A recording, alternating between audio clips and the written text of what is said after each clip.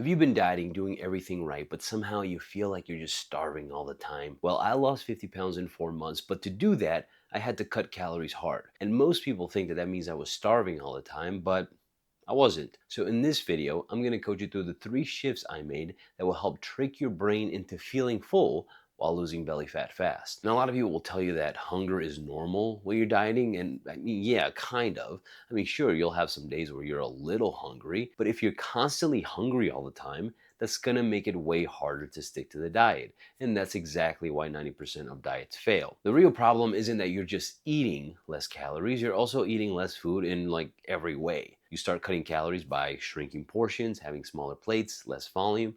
But here's the thing, your brain doesn't directly track calories. It reacts to how full you feel. So when the amount of food drops, your brain reads that as not enough. And not enough turns hunger up. So whenever hunger started creeping up for me, I didn't try to tough it out. Instead, I made these 3 shifts that trick your brain into feeling full even though you're eating less calories. And every time I used them, I stayed fuller longer, my cravings dropped, and dieting got easier to stick to. And everything I'm about to show you is laid out inside my fat loss food cheat sheet. It's linked down below. It's a breakdown of the exact foods you should be eating if you want to lose belly fat fast. So let's start off with the first shift and the most important one, and this is the one that helped me feel like I was eating more food while technically eating less calories. But before I explain, I need you to answer this. I've got a question for you. What's heavier, a kilogram of steel or a kilogram of feathers? That's right, it's a kilogram of steel, because steel is heavier than feathers. They're both a kilogram. But steel's heavier than feathers. I know, but they're both a kilogram. It doesn't prove anything. Steel's heavier than feathers. I know, but look, they're both a kilogram, right? So they're the same. I wouldn't want to look at the size of this. That's cheating. No, they're the same No, weight. it's a kilogram. What?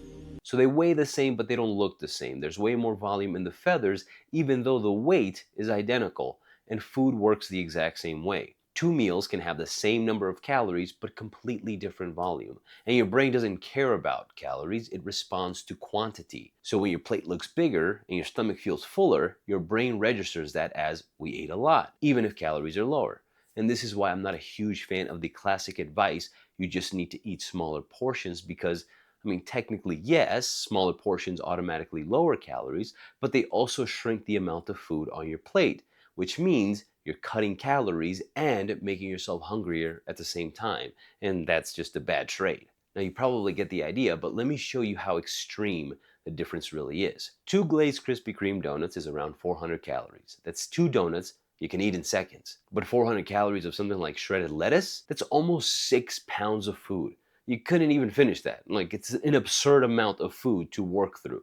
And that's the point. It's the same calories, but for one, you're eating significantly more food. Now, obviously, you're not going to just eat only lettuce, and the point isn't even really to eat lettuce. But when you start building meals around high volume foods, you're still eating big meals that actually keep you full. And when you stack this with the next 2 shifts I'm going to show you, it will feel like you're cheating all the time. Now, a great example of this, which was one of my go-to meals, was a turkey taco bowl, which is just lean ground turkey, a mountain of lettuce, tomatoes, a little shredded cheese, and some Greek yogurt to replace the sour cream. This was a huge bowl of food. It was relatively low calories, and it was feeling like I was eating a feast. And this was the biggest shift for me. I've dieted 3 times in my life, but this was the first time I actually leaned into this concept. And that's why inside the Fat Loss Food cheat sheet, I literally rank foods from the highest volume per calorie down to the lowest. So when you're building a meal, you start by picking something near the top of that list and you build around it. And if you want the shortcut answer, vegetables have the highest volume, fruit is second. So that's shift 1.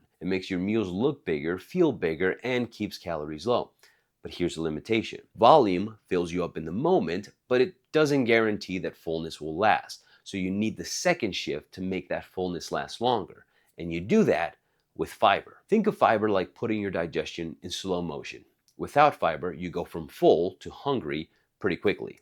With fiber, that transition slows down. Fullness lasts longer and hunger will show up later. And here's why that matters. If you slow down that transition from full to hungry, then even if you're dieting aggressively, you'll spend the majority of your diet feeling full. And that's one of the biggest wins people tell me after running my program. They'll say things like, I feel like I'm eating a ton of food. And they are, because we're not just eating more volume, we're controlling timing. So by the time they get to their next meal, they're not waiting on it. They still feel like they're full from the last one. Now, here's a mistake I see all the time. When people decide to cut calories, the first thing they cut is carbs. They cut fruit because it has too much sugar. They cut oats because it's too many carbs. And some of them even start avoiding vegetables. But these are the exact foods that contain fiber. So without realizing, they're cutting the very thing that makes dieting easier. So now you're eating less food with less volume and less fiber, so of course it feels like you're starving. You remove the two biggest levers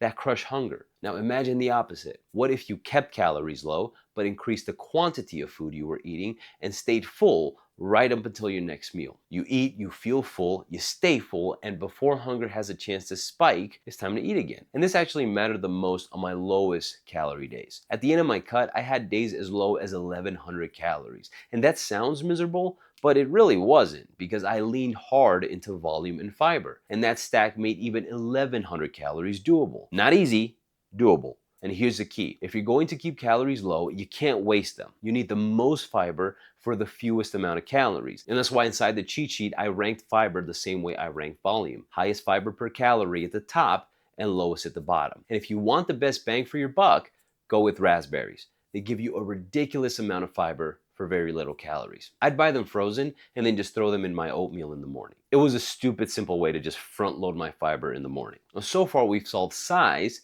time, but the third shift solves potency. And here's what I mean. Potency is how powerful your calories are at keeping you full. And this is where protein comes in. Now, you've probably heard the eat more protein if you want to stay full thing. And it's true, but it's incomplete, because protein only works well when it's pure. And when people hear eat more protein, they grab foods that contain protein, but just because something has protein doesn't mean it's a good protein source. And let me show you what I mean. I want you to take a look at this image. Now you've got three macros. You got protein, carbs, and fat. Now watch how these ratios change. Peanut butter has protein, but it's mostly fat. Steak contains protein, but it's also heavy in fat. Greek yogurt contains protein, but it's carbs mixed with fat. So if you're dieting aggressively, you don't just want anything that has some protein. You want the purest protein with the most protein per calorie, because the purest protein crushes hunger. And this is what that looks like. Egg whites is basically water and protein. Chicken breast, very little fat, mostly protein. Shrimp, even leaner, almost all protein. And this makes a huge difference because protein is the most filling macro per calorie, but you need the most protein. And here's the simplest way to think about it. When you look at a protein source, the protein is the actual meat, and the fat is like the grease on the skin. So when a food has more fat, you're getting more grease and less meat. When it's leaner, you're getting mostly just meat. And that's the filling part. Take chicken breast versus chicken thighs.